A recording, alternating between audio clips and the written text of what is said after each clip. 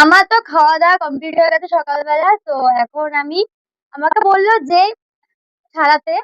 তো তোমরা দেখো এটা কি কি এনেছে, দুপুরবেলার মেনু কি কি হতে পারে। এ দেখো, এটা হচ্ছে বড় বড় এক একটা চিংড়ি মাছ। দেখো চিংড়ি মাছগুলো সাইজ দেখেছো, এটা এটা মনে হয় হবে, তোমাদের সাথে সব শেয়ার করবো কি কি হচ্ছে। এটা হলো, আর এনেছে, দেখো তোমরা দেখো কি এনেছে, দুপুরের মেনু কি কি হবে। আরো আয়োজন চলছে, এদিকে দেখা।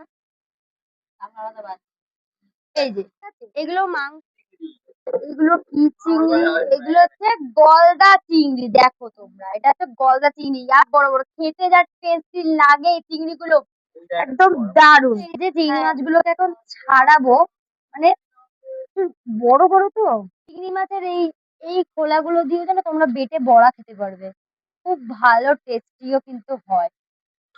ঠিক আছে, তো চলো তোমাদেরকে আমি পরের ভিডিওতে শেয়ার করবো আমার চিংড়ি মাছ ছাড়ানো হয়ে গেলে আর কি কি মেনু হচ্ছে। তো এখন টাটা, বাই বাই।